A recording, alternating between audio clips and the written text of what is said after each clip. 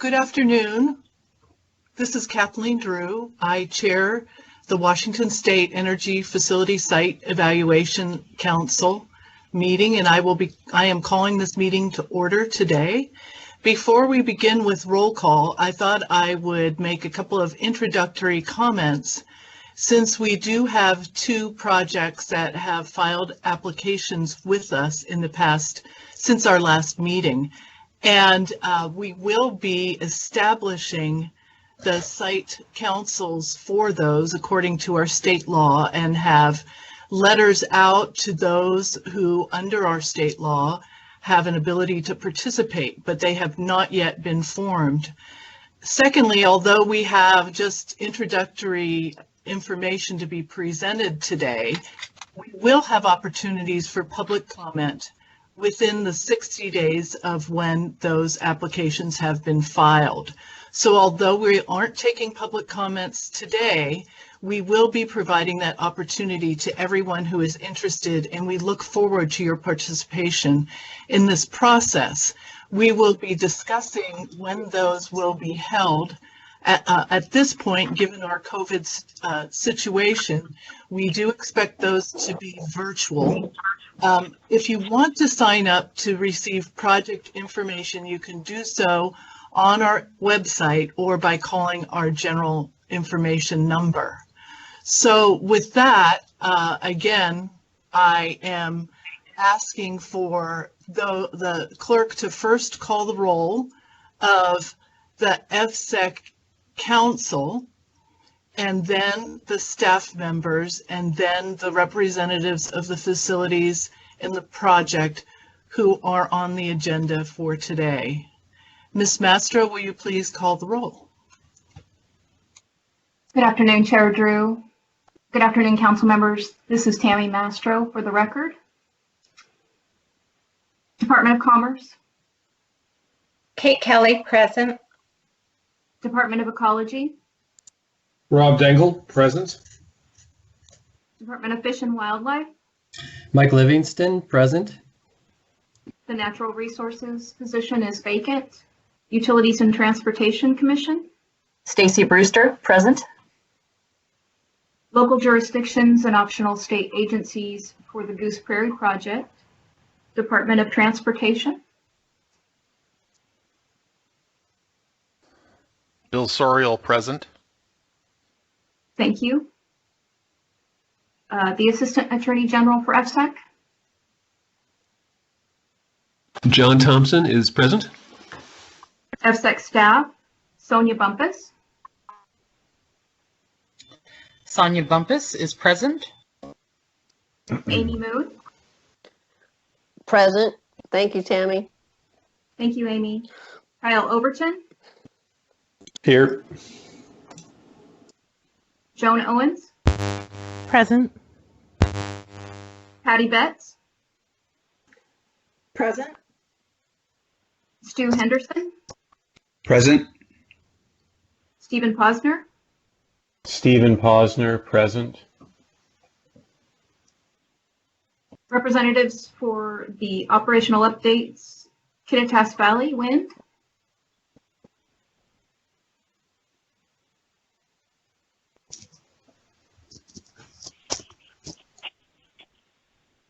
Wild Horse Wind Power Project. Jennifer Diaz, present. Grays Harbor Energy Center. Chris Shannon is present. Columbia Generating Station. Mary Ramos, present. Chehalis Generation Facility. Jeremy Smith, present. Mark Miller, also present. Thank you, Mr. Miller. Council for the Environment for the Goose Prairie project. Would you like to introduce yourself?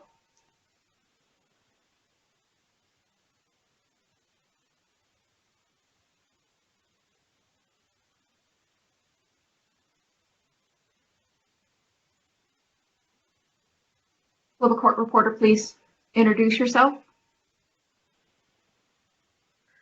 This is Taylor Garlinghouse. Thank you, Ms. Garlinghouse. Chair Drew, There is a quorum for the regular EFSEC Council as well as the Goose Prairie Council. Thank you. Thank you, Ms. Mastro. Also, if there's anyone on the line who would like to introduce themselves at this point, please do so. Go ahead. This is Bill Sherman as Counsel for the Environment. I'm afraid that I was muted when I introduced myself a moment ago. Sorry about that. Thank you. And this is Dave Kobus with Scout Clean Energy for Horse Heaven Wind Farm. This is Owen Hurd of Tuso Energy with the Columbia Solar Projects. Eric Melbardas, EVP Renewables, Kittitas Valley Wind Power Project. Hey, this is Blake Bjornson with One Energy for the Goose Prairie Solar Project.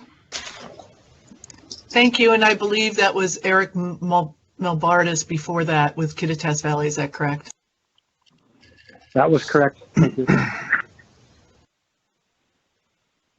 This is Ann Sigsland with One Energy Renewables for the Goose Prairie Solar Project.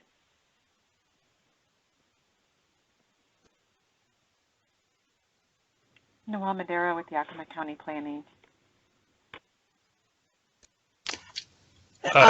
I'm sorry, I'm not sure we heard your name. Could you please state it again? Thank you. Noel Madera, Noelle, last name is Madera, and I'm with Yakima County Planning. Thank you. Jason Earls with Yakima County Planning.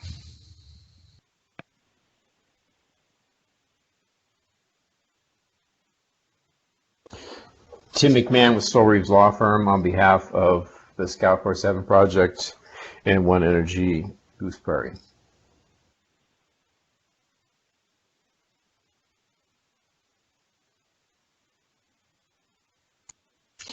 Thank you. At this point, we will move on to our proposed agenda, which is before you, council members.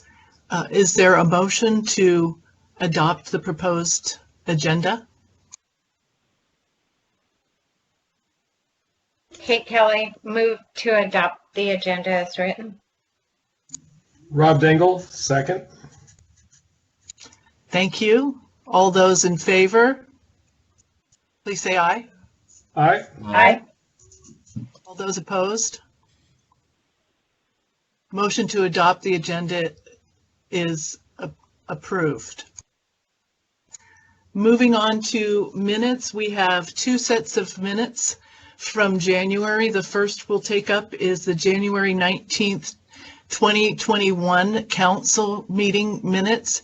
Is there a motion to approve the minutes from January 19th, 2021, the regular council meeting? Rob Dangle, motion to approve minutes. Mike Livingston will second that motion. Thank you. Is there any discussion or comments on the minutes? Hearing none, all those in favor of approving the minutes from the regular meeting on January 19th, 2021, please say aye. Aye. Those opposed? Motion carries. Moving on to the public comment hearing of January 19th, 2021. For those minutes, is there a motion to approve the minutes?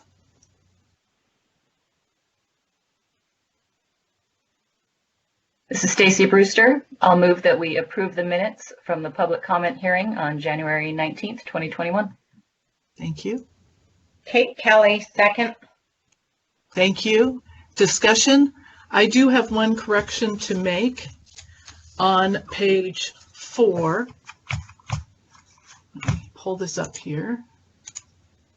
Line 2, it says the determination to improve the PSD Amendment 5 permit, and it should be determination to approve the PSD Amendment 5 permit. So with that change, are there any other proposed changes? Hearing none, all those in favor of approving the minutes as amended, please say aye. Aye. Aye. All those opposed? I heard a couple of you, so I'm assuming we have a majority in favor, so they approved. Moving on to our first operational update. Kittitas Valley Wind Power Project. Mr. Milbardis. Good afternoon, Chair Drew, EFSEC staff and council. For the record, this is Eric Milbardis with EDP Renewables, speaking on behalf of the Kittitas Valley Wind Power Project. We had nothing non-routine to report during the period. We are just enjoying winter wonderland over here today. Thank you. We even got to experience a little bit of that in Western Washington, although it's sunny right now and the snow seems to have disappeared at my home anyway. Moving on to Wild Horse Wind Power Project, Jennifer Diaz. Yes, thank you, Chair Drew and council members. This is Jennifer Diaz with the Wild Horse Wind Project, and I have no non-routine updates for the month of January. Thank you. Chehalis Generation Facility, Mr. Smith. Good afternoon, Chair Drew, EFSEC council and staff. This is Jeremy Smith, the environmental analyst representing Chehalis Generation Facility. The facility has no non-routine updates for the month of January. Thank you. Columbia Generating Station and WNP 1 and 4, Ms. Ramos. Thank you. Good afternoon, Chair Drew, EFSEC staff and council members. This is Mary Ramos reporting for Energy Northwest. For the month of January 2021, Energy Northwest requested and received an extension for our annual air emission source registration for Columbia Generating Station. We're continuing to discuss with Department of Ecology the scope of the emission source report. And then also, regarding the industrial development complex inert waste landfill, we're working to address comments we received from EFSEC and Department of Ecology. That's all I have. Thank you. Any questions? Okay, thank you very much. Moving on to Desert Claim Wind Power Project, Ms. Moon. Good afternoon, Council Chair Drew and council members. For the record, this is Amy Moon providing an update on the Desert Claim project. EFSEC staff continue to coordinate with Desert Claim. However, there are no other project updates at this time. Thank you.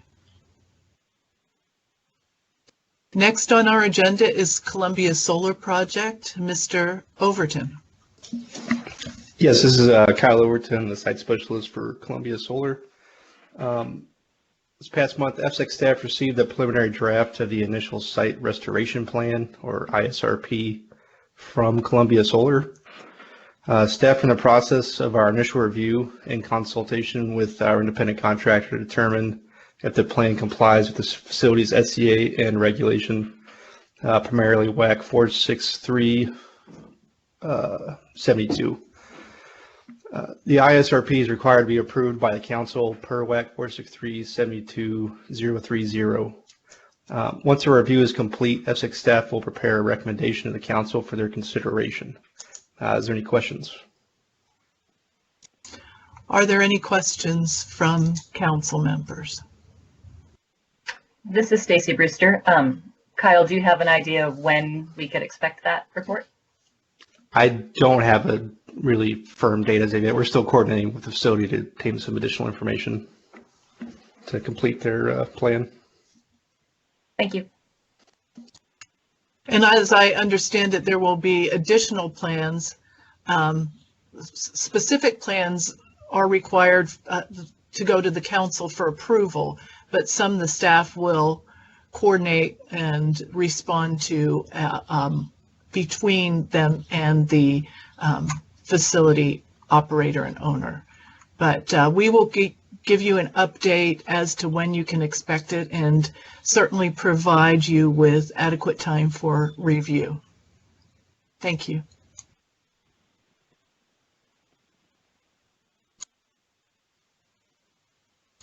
Moving on to the Invenergy.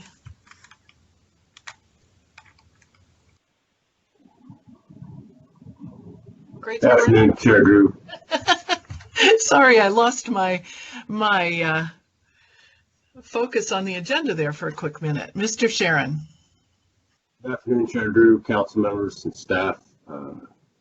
This is Chris Sharon, Plant Manager, Grace Harbor Energy Center, and Grace Harbor Energy Center doesn't have any non-routine items to report for the month of January.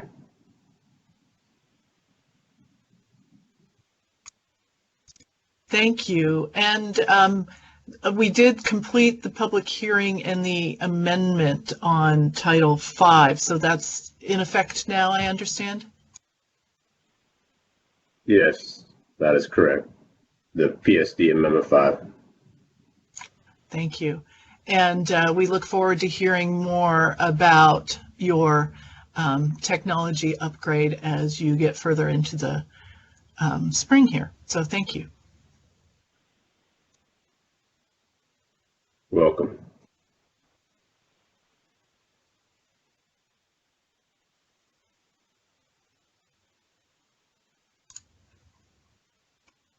Goose Prairie Solar Project. Again, for those of you who may have joined since my opening statement, Goose Prairie Solar Project has applied to us for review of the project. We will have a public comment meeting within the 60 days from the time the application is received. So for today's presentation, we won't be taking public comments and questions, but we will have an ability for council members to ask questions after the presentation. With that, I'll turn it over to Mr. Overton.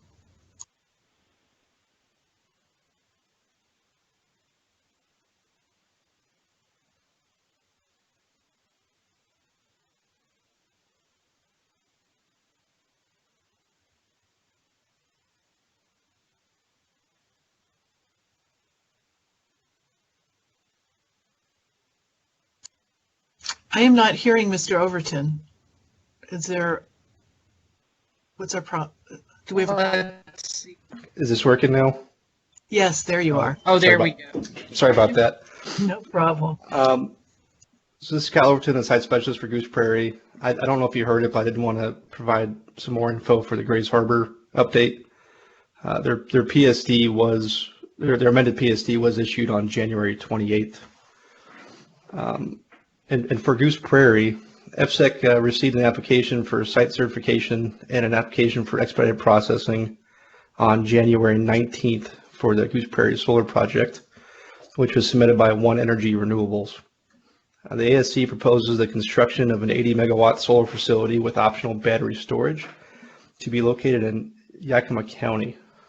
At this time, staff coordinating with state agencies and third-party contractors to review the application for completeness and compliance with applicable regulation, primarily WAC 46360 and 46343. Our first step, as mentioned, is to determine if there is an additional information needed to conduct a full review of the ASC, and if any gaps are identified, staff will prepare a data request, which will be submitted to the applicant for their response, which will then be attached to their initial application. In conjunction with the overall ASC review, staff are working on addressing the expedited processing request. To determine if the project is eligible for expedited processing, 2 questions must be answered per WAC 453-43030. The first being if the environmental impact of the proposed project is non-significant or can be mitigated to a non-significant level under SEPA. The second is if the project is consistent with and in compliance with local land use regulation. Prior to making these determinations, WAC 46343 requires EFSEC to conduct a public information meeting and a land use consistency hearing within 60 days of receipt of the expedited processing application. And that deadline would be March 20th, 2021. At this time, staff proposing a tentative date of March 16th to hold these meetings, which is the date of the regularly scheduled March council meeting. Staff anticipates scheduling the public information meeting and land use hearing later in the day on the 16th and holding these virtually to accommodate COVID-19 restrictions. Does anybody have any questions before I turn over to Representative One Energy Renewables, who has prepared a presentation to introduce their project? Are there any questions from council members?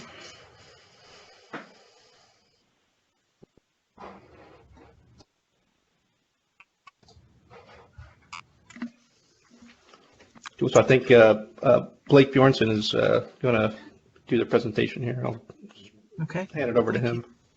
Great. Thank you, Kyle. Can everyone hear me okay? Yes. Okay. I can. Thank you. All right. Yes. Thank you. My name is Blake Bjornson. I'm a manager of product development at One Energy, and we are happy to be here to introduce the project and our project team, and excited to get going in this process with EFSEC. So next slide, please. Just a quick agenda of what I'm going to be touching on today. Like I said, I'm going to introduce our team a little bit. I know we've got some new members of the EFSEC Council, so I wanted to just quickly cover some solar basics and then get into an overview of the project, including the location and kind of where we're at with development, and then open up to questions. So next slide. And go ahead, next slide, please. So One Energy is headquartered in the state of Washington in Seattle. We've had success developing projects here in the West with multiple operational projects in both Oregon and Montana, and a number of other projects in our development pipeline, including here in Washington. We're really excited about having a project that's close to home, and we look forward to being able to hopefully one day take folks out to Yakima County directly from Olympia here. As far as who's going to be working on this project, like I said, my name is Blake Bjornson. We've also got on the call today Ann Sigfeland. Ann is Director of Development and going on 7 years with One Energy. She'll be leading development, or she is leading development of the projects in the West.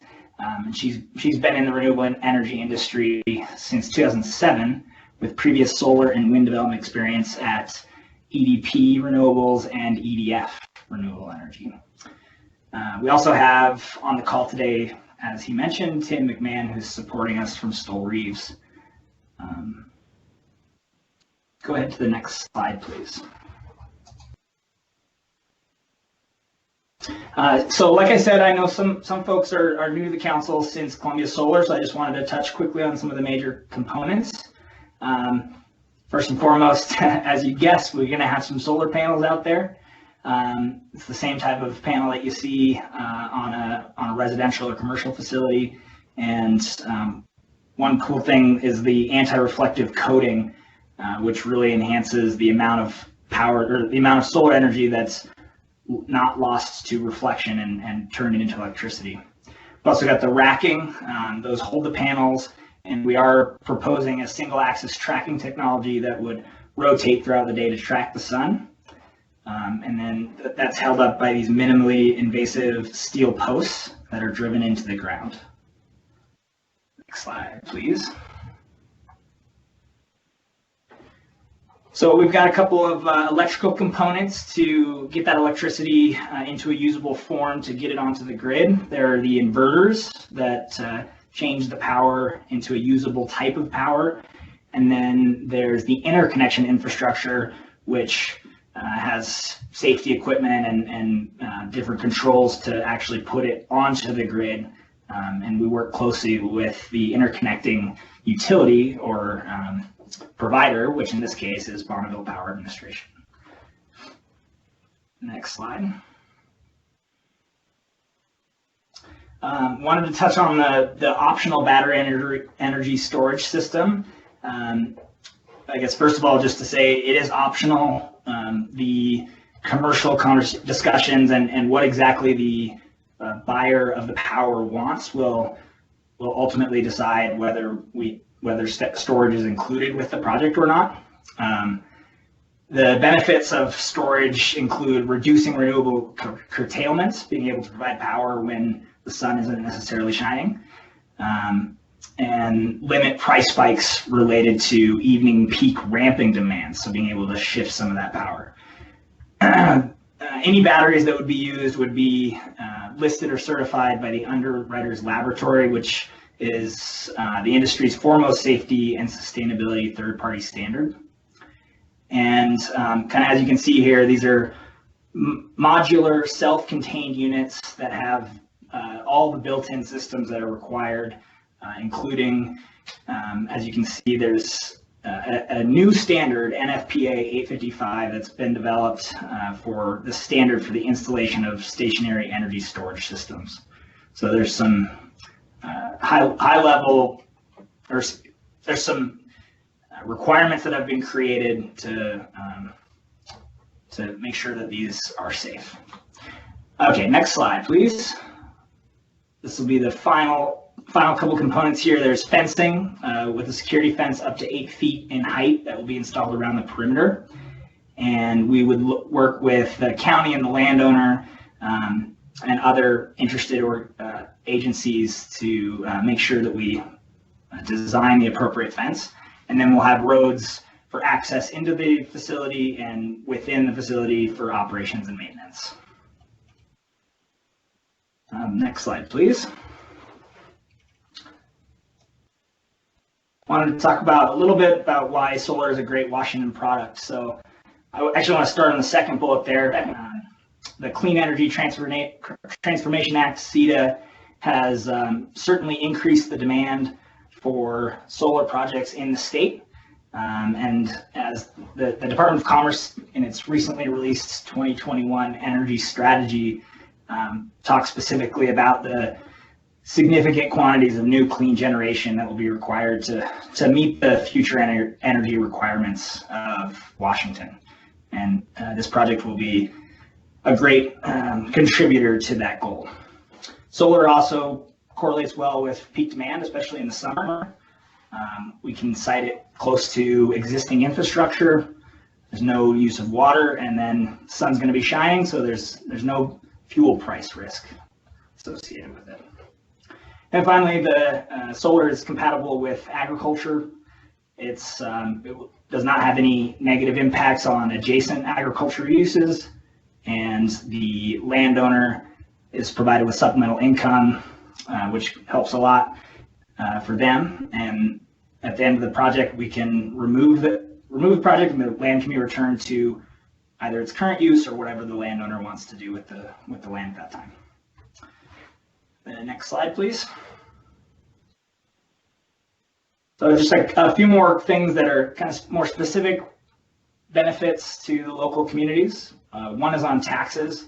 There will be, throughout the life of the project will deliver a reliable and sustainable source of revenue to the county, which can, of course, provide funding for local schools, roads, police, fire and rescue, etc. There's the recurring land expenditures. I just talked about the lease payments. Those can really help diversify a landowner's income, which allows for more resilience through the volatility of ag markets. And then there's also operations and maintenance to keep the project going, things like vegetation management. Local spending especially during the construction, we'll have up to 300. We're estimating up to 300 jobs during construction, which brings money into the community for local contractors, hotels, food, things like that. And then, of course, spending on things like electrical equipment. So next slide, please. Now I'll get a little bit into the project overview. Next slide. Here's a photo taken from the site. Again, we'll get to the next page. I have a map, so we'll just jump next to that one. Yeah, so here's the project location. You can see Yakima sort of in the center of the map. We are about 8 miles east of Moxie in the Moxie Valley. And that yellow line you can see there is the BPA line crossing the, that goes right across the project site. It's actually the second site for this same project.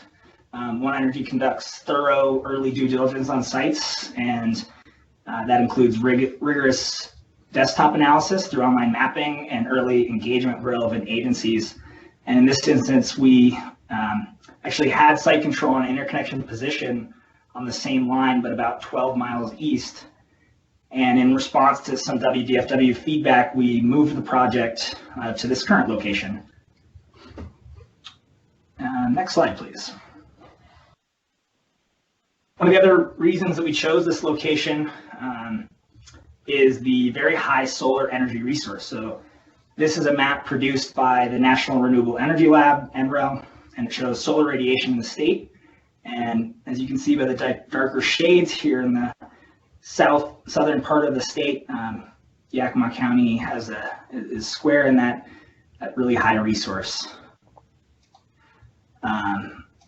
Which of course just means that each solar panel can produce more electricity on an annual basis than one sited in a lower resource area, say in Seattle. And you know, while the solar resource is better east of the Cascades, there's limited electrical infrastructure. And so a really key component in siting is to look for those existing transmission lines to reduce the impacts of new projects. Next slide, please. Just wanted to zoom in a little bit closer in on the site here. So a little bit of background, the project encompasses 2 private landowners. There's what we call Meacham and Martinez that you'll see in the application. Meacham is shown here in green and Martinez is in orange. The properties are used in CRP and grazing right now. CRP, the Conservation Reserve Program from the USDA. And both landowners have provided letters of support, which are attachment C to the application. As I mentioned earlier, the yellow line shows the existing BPA transmission line that the project will be interconnecting to. And you can see the point of interconnection identified by the P. And additionally, south of that, you can see the access off of State Route 24. And the project will not require any additional roads to access the site. Just real quickly, the turquoise lines here you see are the facility parcel boundaries, and the shaded areas, the orange and green shaded areas, are the full extent of land under site control, for which we had all of our biological and cultural studies completed. We call that the survey area in the application. And then within that, you can see, it's a little bit hard to see in this, but there's a red outline, which is within that survey area, and that's the facility area extent, which I will discuss a little bit more in detail in the next slide. Before we get there, I wanted to point out a couple of additional things. You can see the ephemeral stream. There are a couple of ephemeral streams that were delineated, and those are in blue. Those are type 5 streams, ephemeral streams, and the county does not have any regulations for that type of stream. However, we intend to avoid those, as you can see in our layouts, with a 50-foot buffer. And then the area in the black is this sage draw that we've also committed to avoiding as higher quality habitat.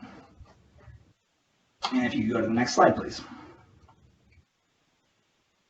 I just wanted to spend a moment on the area definitions that we use. I just said a few of them. So there's the facility parcels, and just to make sure, these are laid out also in our application in section 2A, 2D, 2.A.2.D. So the facility area is defined as the area within the project fence, plus the access roads to connect any distinct areas. So that's the facility area. As currently designed, the facility occupies approximately 595 acres. We are asking for a maximum size of 625 acres. So that'd be the facility area. The facility area is fully within what we call the facility area extent. which is a micro-siting boundary within which that facility area will be placed. So that totals 789 acres, and that's what you see as in the red in this map. So the purple is what is the currently designed facility area. And like I said, the facility area extent is wholly located within the survey area, which was for our biological and cultural surveys. So I just wanted to touch base on, it's kind of an important part of understanding some of the terminology in our application. So next slide, please. And this will be the last slide. Just wanted to touch on the project status a bit. So at a macro level, we think about project development needing to satisfy these 5 components. So with land, we've got site control secured for adequate land, got interested and willing private landowners that are seeking to diversify their income streams. We've got interconnection. We've received our facilities study, which was the final study from BPA, which shows that we can interconnect at this location feasibly, both in terms of minimal new facilities and feasible cost. And the project is sited immediately adjacent to the existing infrastructure, which limits impacts.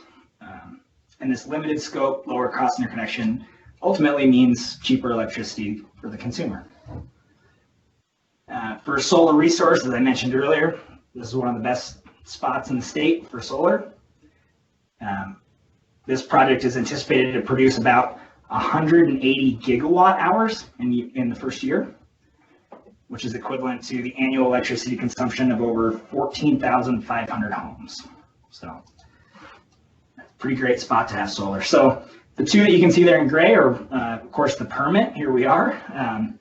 And I'll talk about next steps in a moment, and then the energy sales, which again, CETA creating high demand for renewables in state, and we're actively engaged in offtake proposals and negotiations with a number of entities and targeting a commercial operations date as soon as November of 2022. And I guess maybe I'll just focus here, stay here on the permit for a second, talk about next steps. Kyle mentioned we've got the land use consistency meeting and the public information meeting on March 16th that we look forward to participating in. And well, I guess I'll leave it at that and let you discuss further from there.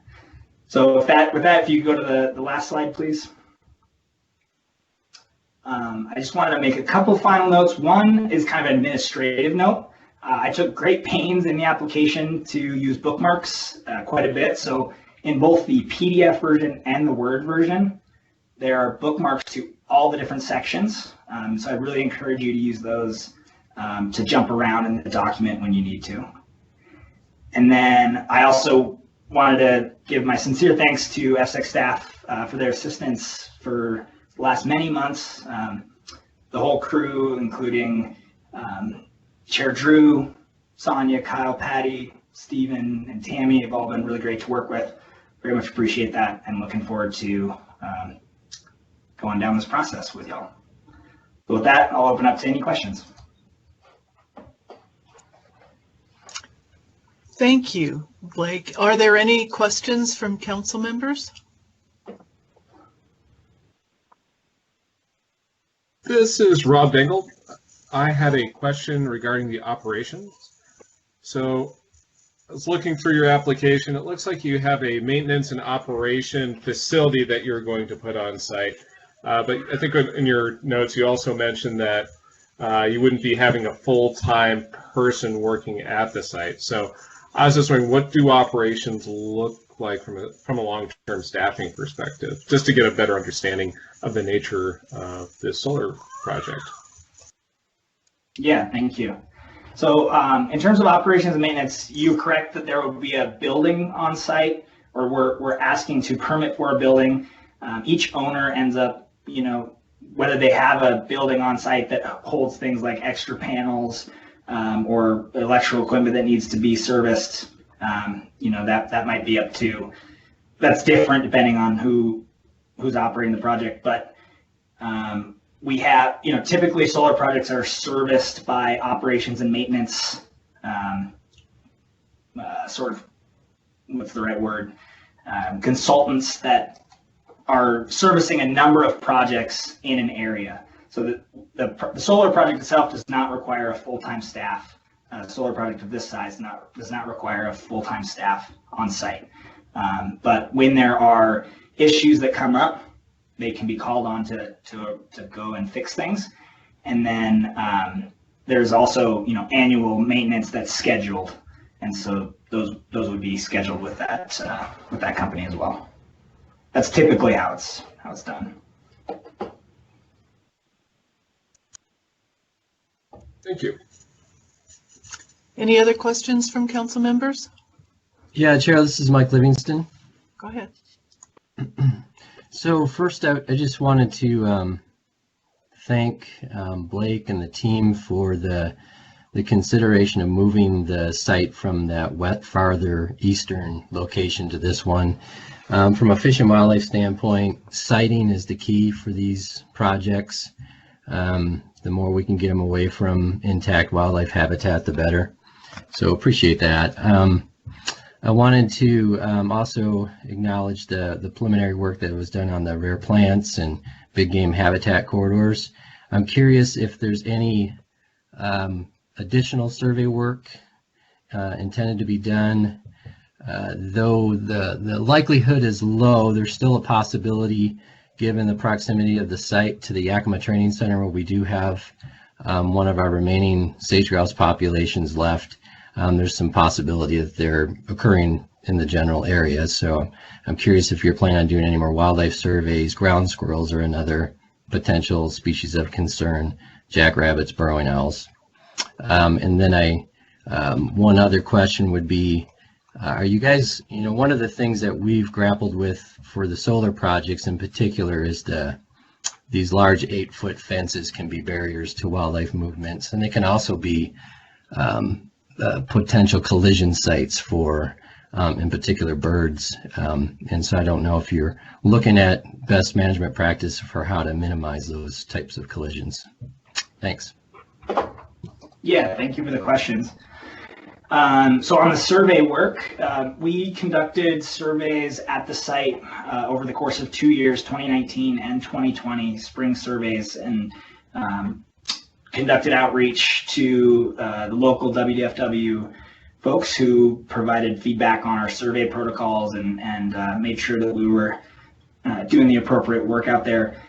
In terms of sage grouse in particular, no sage grouse were identified on the site during either survey, and I don't think we anticipate doing. We do not anticipate at this time doing additional survey work, and I encourage you to, all the survey or the survey reports are included, of course, in the permit as an attachment. I believe it's attachment F,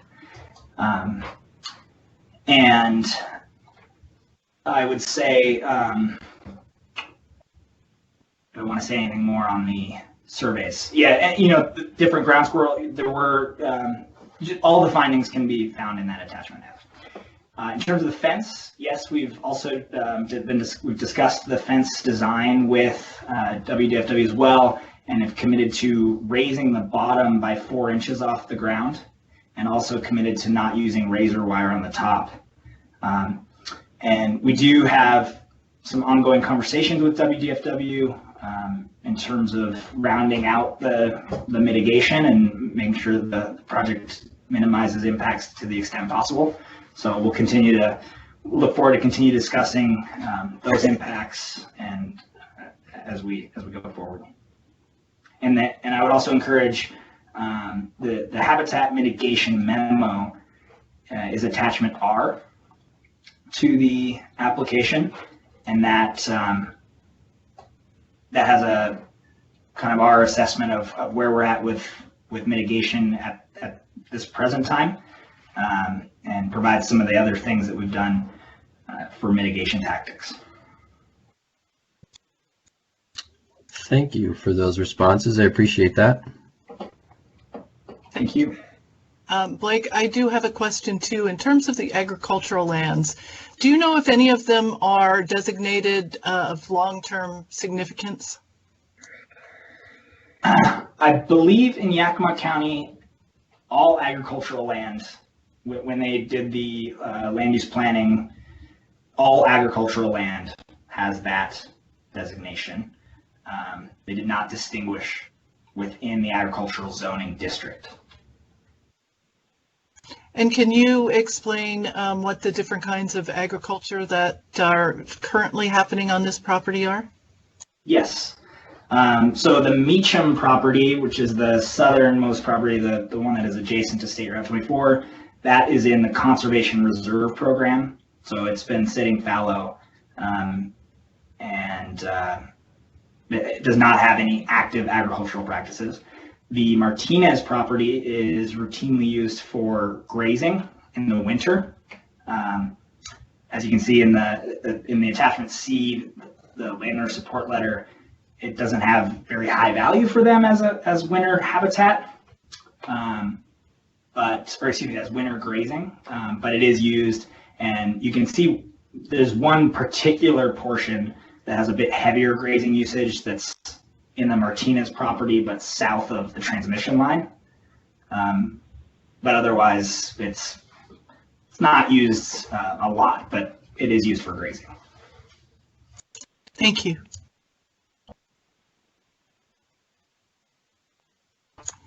Other questions?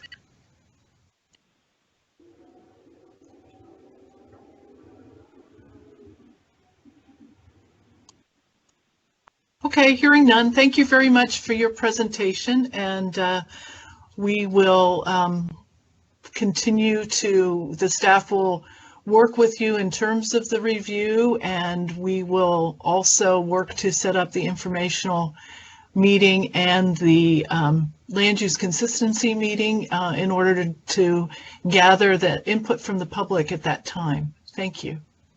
Great, thank you so much.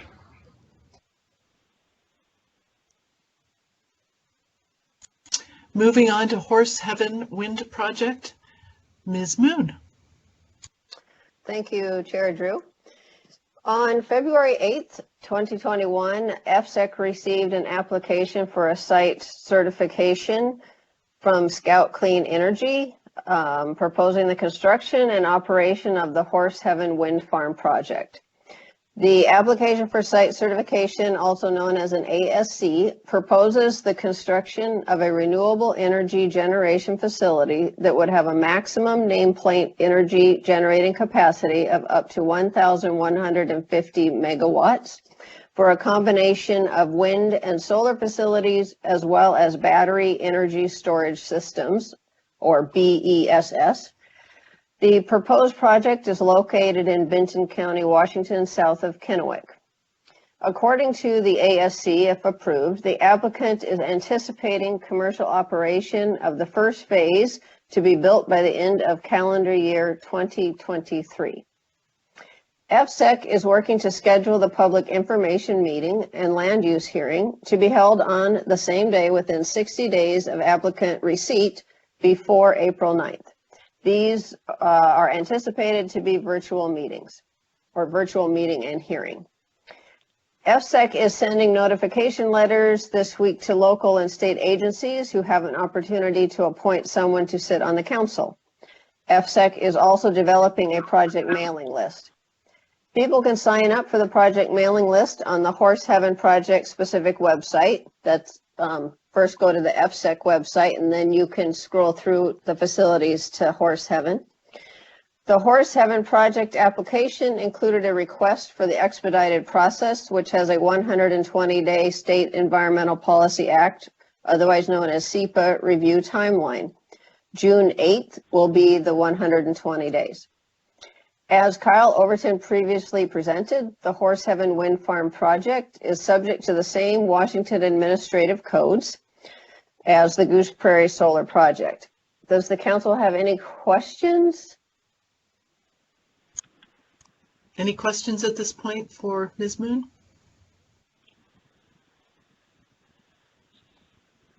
Okay, hearing none.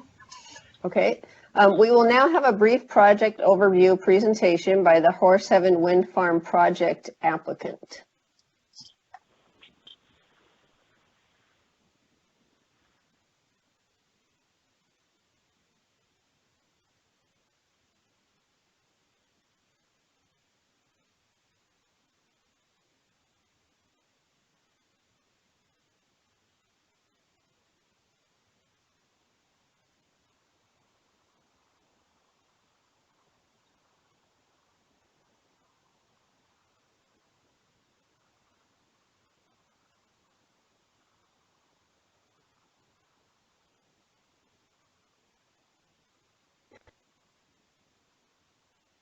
Not hearing anything.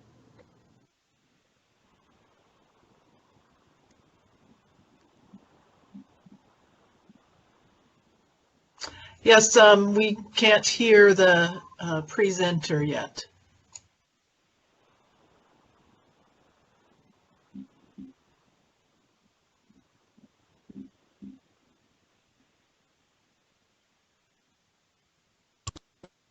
Hello, can you all hear me now? Yes, we can. Go ahead. Okay, apologies for the technological difficulties. Okay, I'll start with the agenda. Want to introduce Scout Clean Energy, give an overview of our project team, as well as the Horse Heaven project. We will also touch on components of the environmental protections and reviews that you will find in our application materials. I will close with a summary of the community engagement that has been conducted over the past year, and also allow some time for questions from council or staff at the end of our presentation. So Scout Clean Energy is a leading renewable energy developer, owner, and operator. We are headquartered in Boulder, Colorado, and have a local office here in the Tri-Cities. Scout was founded in 2016, but made up of a long-standing management team with an extensive track record of developing utility-scale wind projects. Scout currently has over a 3,000 megawatt portfolio that includes wind, solar, and energy storage projects across 12 states. The most recent Scout project to come online is our Bitter Ridge Wind Farm, which is located in Jay County, Indiana.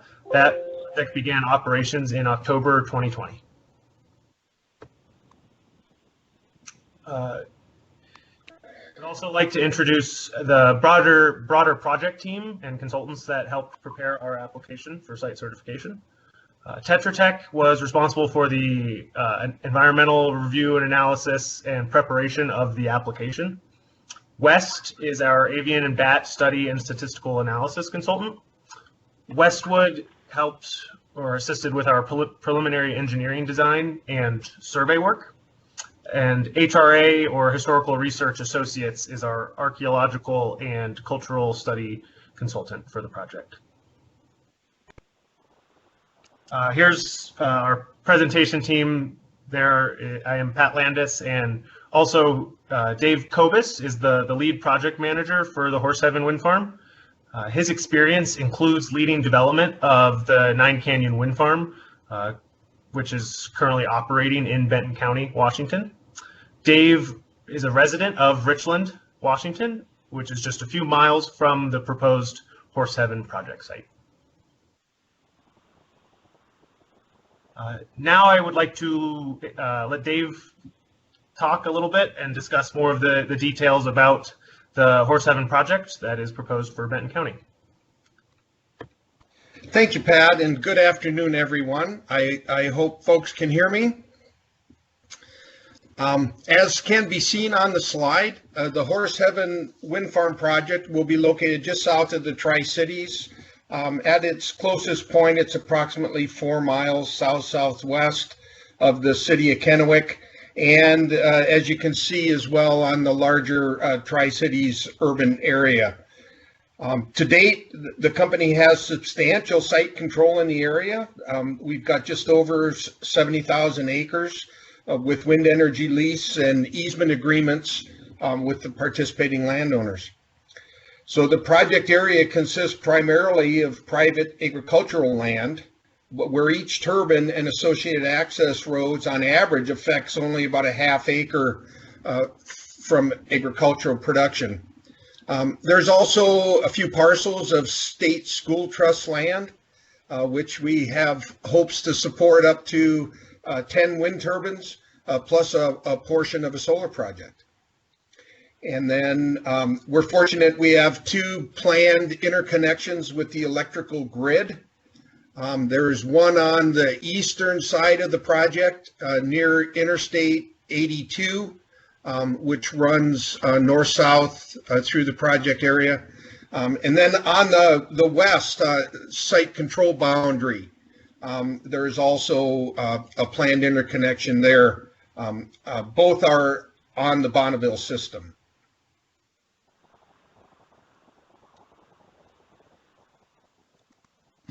Scout Clean Energy has been working to develop a wind project in Benton County since 2016. In the process, we've acquired assets as well as filed for additional interconnection capacity that will allow the addition of solar and battery storage components. This allows us to scale the project up to 1,150 megawatts of renewable energy. The project will permit up to 244 wind turbine generator locations with the exact model and precise corresponding locations to be determined closer to construction, as it'll be dependent on available manufacturer production schedules and will be selected through a competitive process.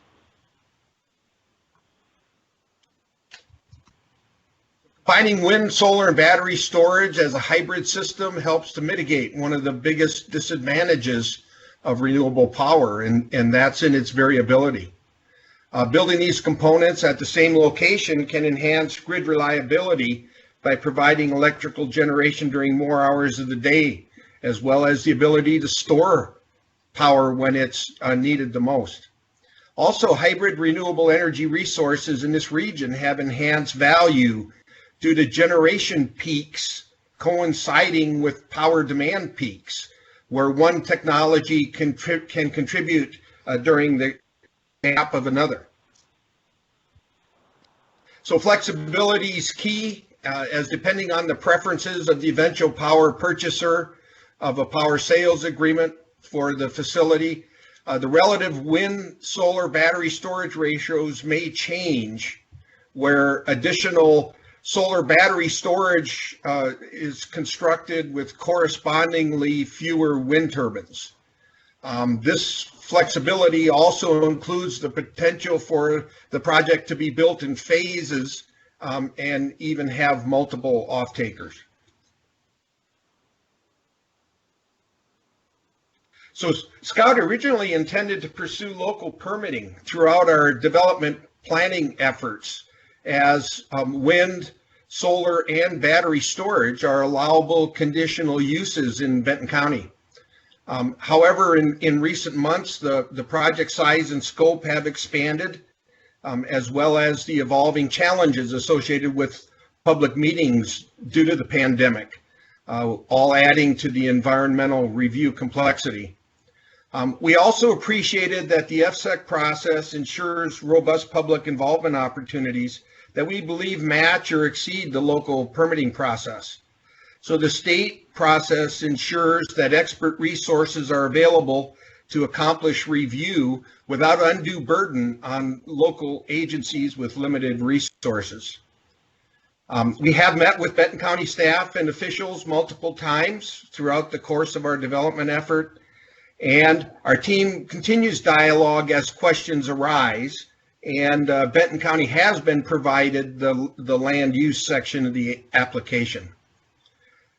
Consistency with local land use will be determined through the site certification process. I'd like to touch on components of the environmental reviews that you'll find in our application materials. To give you a sense of the natural environment within the project boundary area, Approximately 74% is agricultural land, primarily dryland wheat farming. 11% is grassland, and 8% is shrubland. Now, the shrubland, I can further identify that of the high value shrubland, 1% is sagebrush shrub steppe in our micrositing corridors. And very little of it is impacted by solar. In fact, less than 0.1%. The listed studies have all been recently concluded and are in the application materials. The wildlife studies were conducted over the past 3 years. Now, our review also considered environmental health impacts, which includes such factors as the aesthetics, ambient noise, and shadow flicker, which you can see a bit there shown on the slide. Setbacks are established for statutory criteria as well as industry standards. Visual simulations have also been developed based at numerous viewpoints in the surrounding area. The view that you see here is from Clodfelter Road looking southeast. So on the inset, you can kind of get oriented how the photo was taken relative to the full layout of the wind turbine sites. For areas with broad vistas such as this, wind energy projects can result in change to the landscape. You're going to see them. But participating landowners will experience a very small impact on the actual use of their land. So in this region, wind turbines must be placed in the most windy sites, which are higher in elevation. So they'll occupy ridge lines like you see often around the area. Consequently, they will be visible to a varying extent depending on your vantage point. As I mentioned earlier, the majority of the project site is extensively used for agriculture, but regardless of the land use, cultural resource investigations of all areas were completed, and detailed reports are available in the application along with their findings. Now I'll turn the presentation back over to Pat to address community outreach, which certainly has been challenging due to the recent gathering restrictions in the state.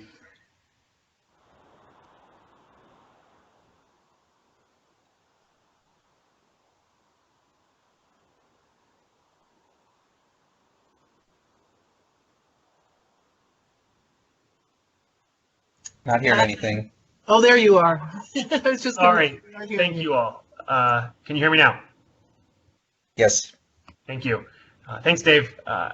It's important for Scout to conduct meaningful public engagement, and certainly while safely weathering the pandemic, we're using a variety of online tools to connect with residents and local stakeholder groups near the Horse Heaven project. In December, a public opinion survey was conducted by EMC Research. Their study assessed Benton County voter sentiment on renewable energy development broadly, as well as Horse Heaven project specifically. The results of that survey are detailed in our application materials. I also wanted to touch on the supplemental information that we'll be filing as part of our application for site certification with the council once it's completed. The two main forthcoming documents are the ambient noise monitoring report as well as the habitat mitigation plan.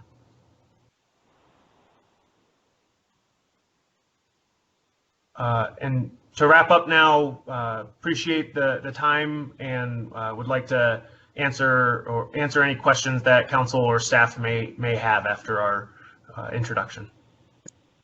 Thank you to both of you. My question is about the agricultural use of the property, and I understand agricultural use with wind is somewhat different than solar. You are planning both activities. Are the lands considered to be the agricultural lands long-term significance, and what is your thought about the continued use for agriculture? Yes, appreciate the question, Chair Drew. All of the land that's within the area of site control is GMA Ag zoned. And so, as I mentioned, the way the land is utilized, it's primarily dryland wheat. Where the solar panels will be placed will cause a change in the use of the land, as the solar panels will take it out of any agricultural production. And the intention is to reseed the areas where the solar panels will be with native grasses. Thank you. And so do you see some ongoing participation outside of the project exact footprint in terms of the leased land for that dry land agriculture? That's kind of the question I was after. Wherever the wind turbines are placed, there'll be a small impact, approximately a half acre per wind turbine, and so those agricultural activities will continue. In fact, the farmers generally appreciate the additional roads, as that helps them in their farming operations as well. In the solar areas, they will be fenced, as you've heard previously, but we'll work with the services to make sure that that fencing is, adequate for safety of the project, but minimizes the impact environmentally. Thank you. Are there other questions from council members?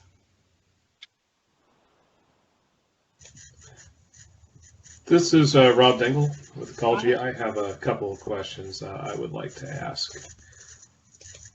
So a couple of questions on the project, nature of the project. One thing I couldn't find in any of the materials is whether or not you already had leases to cover the 35-year useful life of all the equipment, or how the ownership, because my understanding is that there are multiple landowners involved in this project. You can speak to that, please. Yes, appreciate the question. This is Dave Kobus with Scout. We have almost all of the leases executed. We certainly have commitments from all of the landowners within that site control, at least verbally committed. The one area where we may have to rely on letters of consent is with the state lands, where the Department of Natural Resources, will depend on the SEPA evaluation as part of our application to conclude their efforts in their leasing activities. But they have indicated that they are supporting our wind development parcels, as well as the solar, as well as the associated right-of-way that will be needed. So if I could follow up on that. So DNR is looking to our SEPA process to inform their decision. That's correct. Thank you. Just a few other quick questions here. And that is the energy production on the turbines. I couldn't quite find it, but it looks like it's 350 megawatts. Is that right? With kind of the vast majority of the energy production coming from solar at 6,570 megawatts. I'm not sure the numbers you're referring to, but Suffice it to say that the maximum number of turbines that we could construct is 244. And if I recall correctly, that equates to about 650 megawatts production from the wind turbines. So the remaining 500 megawatts would be the potential of solar if we have that balance of wind and solar desired by our off-takers. But as I mentioned, the number of wind turbines could be fewer if we desire more solar associated with the project. But our nameplate limit will be 1,150 megawatts. Okay, thank you. That's useful. Apologize. It looks like the number I cited was the acreage. So yeah. Okay. So that all right. So that makes a lot more sense. And then my last question is regarding the bird mitigation. I was looking over the SEPA documents. Could you just kind of describe at a high level what's done on the turbine standpoint for mitigation? I had a difficult time finding anything specific. Well, as I recall, related to turbine placement, we will have the standard setbacks that are associated with the zoning for the property. We will also have setbacks associated with wildlife, such as nesting areas. I mean, the one that comes to mind is frugivorous hawk nesting areas. There's a standard setback that we would use from those. So, other than specific identified locations, it's pretty much going to be the standard protocol in the wind industry guidelines.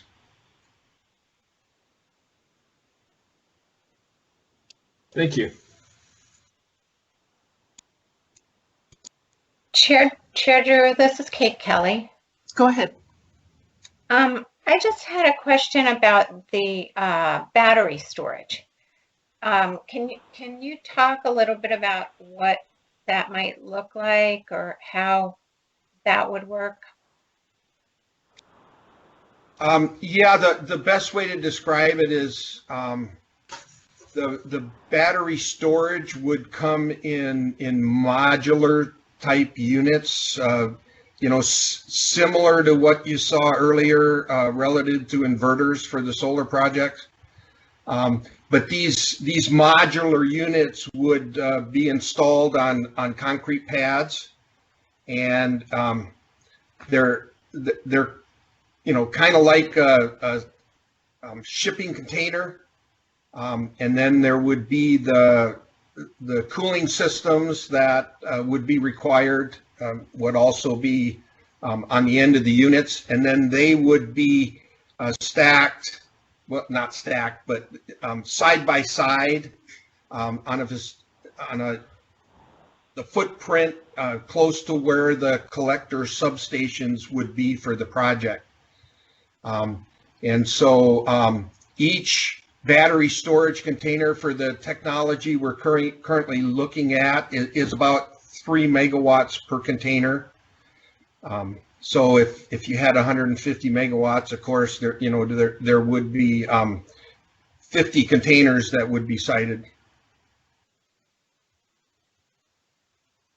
And so the scope of how many containers there are and what they look like is conditioned on what kind of deals you reach with folks who need the power.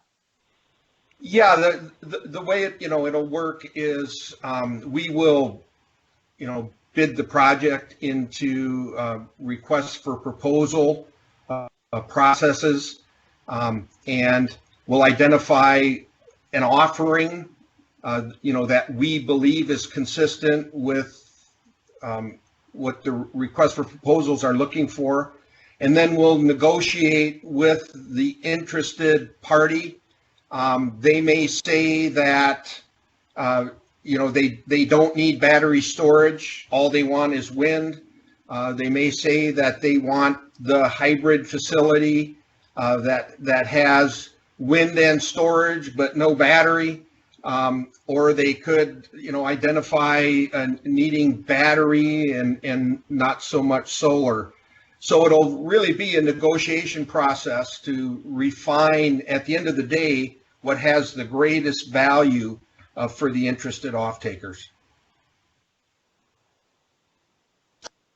And if I may just add a couple notes, as it's laid out in our application for all of the different resource analyses, it's as we're looking at the maximum impact of the build out. So it's as if the resource analyses are completed as if all, or both 150 megawatt battery storage systems at either project collector substation location would be constructed and under operations. So our process would be to review the application, and then pending the outcome of that process, once that's completed, if it's a positive outcome, then the negotiations would be under that overall footprint.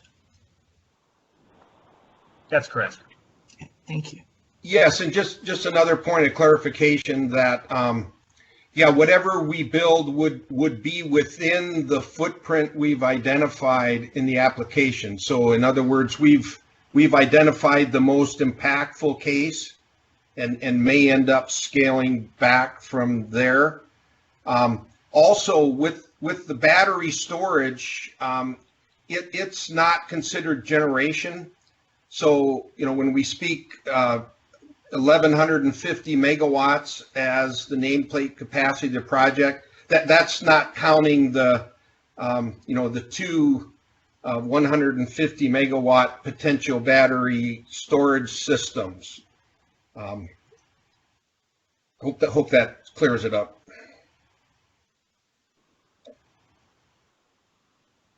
Thank you. That's helpful.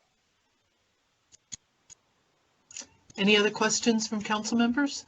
Yeah, Chair, this is Mike Livingston. I got a few. Go ahead.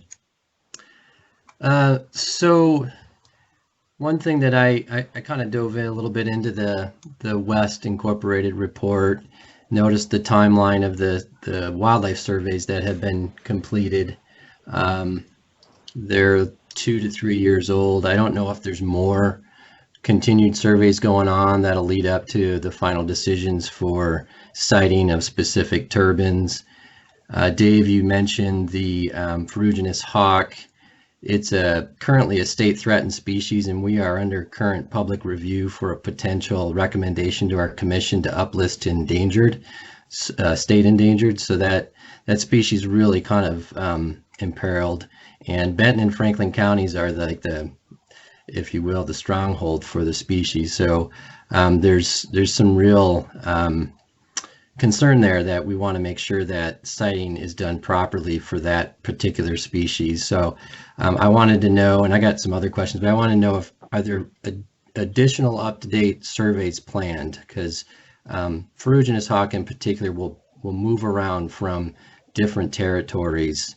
And so it would be important to know where they are when you are making these decisions. I appreciate the question, Mike. At this point, we do not plan any additional surveys. We had the 2-year baseline survey, relative to the standard protocols. And then as we expanded the site, we did an additional 1 year of large bird surveys on the eastern side of the project. But we do have a bird and bat conservation strategy that will be a living document, and we will work with the services and adapt as necessary. Okay, thank you.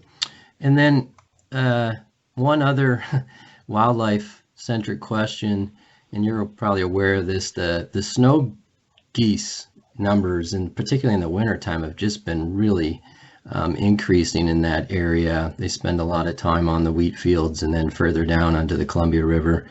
And so that's something to keep in mind. They're not an imperiled species, and in some situations they can be at a nuisance level on the breeding grounds, but they are economically important both from a hunting as well as a wildlife watching perspective. So I think that'll be an important species to keep in mind as you're doing your siting decisions as well.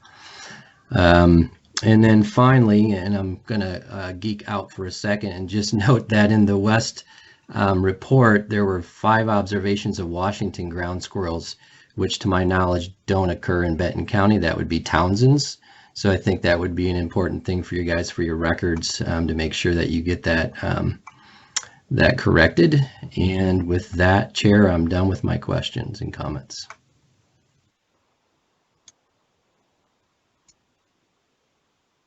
Thank you.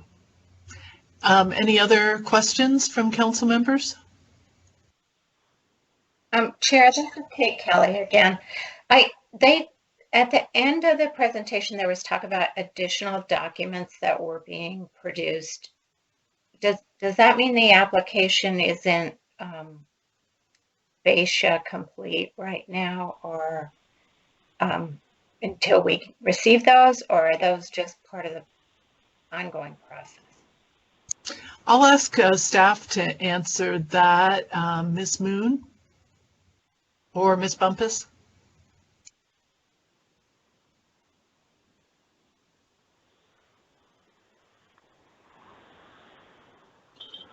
Hi, Chair Drew, this is Sonia Bumpus.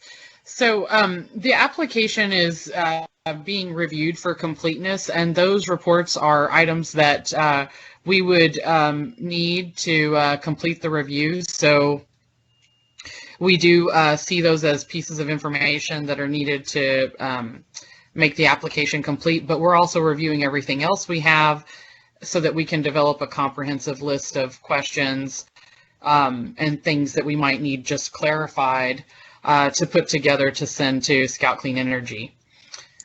And that's Does that really, help answer the question? Just a second.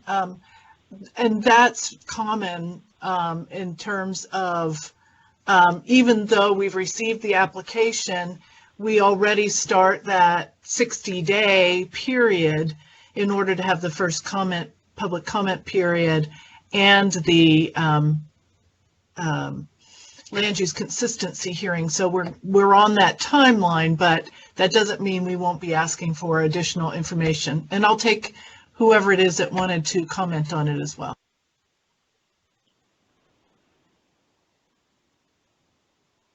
Was that someone from Scout?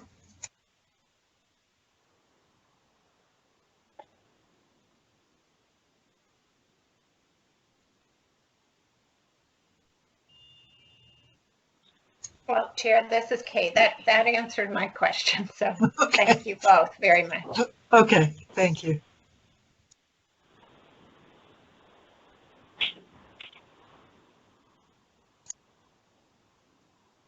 Are there additional questions from council members?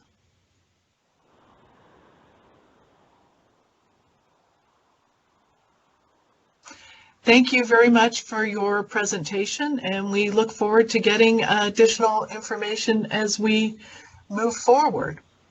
Again, for those of you who are participating on this call in terms of listening or viewing it, this will be, the applications are posted on our site, and there are opportunities for you to sign up on mailing lists, which are electronic as well, and to continue to get information on the project. And we look forward to hearing from you in our future meetings for public comment. So appreciate that. We're moving on now to the revised third quarter cost allocation. Ms. Bumpus. Yes, thank you. Good afternoon, Chair Drew and council members. This is Sonia Bumpus for the record. We have done our third quarter cost allocation, but with the two new projects that we've received, Goose Prairie in January and Horse Heaven Wind Farm in February, we've needed to update our cost allocation. So this cost allocation that you're seeing in your packets here is for January 19th. That's when it begins. This incorporates the Goose Prairie solar project into the cost allocations. So I'll just very quickly go through these. For Kittitas Valley Wind Farm, 8%. Wild Horse, 8%. Columbia Generating Station is 24%. Columbia Solar, 8%. WNP1, 3%. Whistling Ridge, 3%. Grays Harbor 1 and 2, 13%. Chehalis, 12%. Desert Claim Wind Power Project, 8%. Grays Harbor 3 and 4, 4%. And Goose Prairie, 9%. So this cost allocation became effective January 19th when the new application was received by Goose Prairie. In February, we received the February 8th, to be precise, the application for site certification for the Horse Heaven Wind Farm. We also have another change. As of February 18th, 2 days from now, the Grays Harbor Energy site certification agreement for units 3 and 4 will be expiring. So for the cost allocation that you are looking at now, that begins February 8th, it removes the portion that Grays Harbor Energy units 3 and 4 would typically carry, and it shifts those costs, and then it also adds in Horse Heaven Wind Farm. So I'll read these percentages off. For Kittitas Valley Wind Power Project, 7%. Wild Horse, 7%. Columbia Generating Station, 24%. Columbia Solar, 8%. WNP1, 3%. Whistling Ridge, 3%. Grays Harbor 1 and 2, 12%. Chehalis, 12%. Desert Claim Wind Power Project, 6%.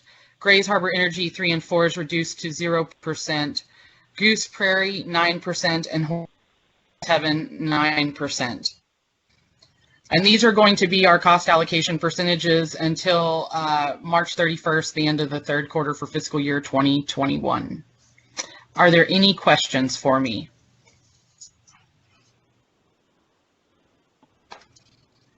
Thank you for that. We have a few changes going on, so I appreciate that we're keeping up to date with our cost allocation, and thank you for your presentation. We are at the end of our meeting for today, our agenda. So thank you all for your participation, for the presentations, for the questions, and we look forward to a busy year.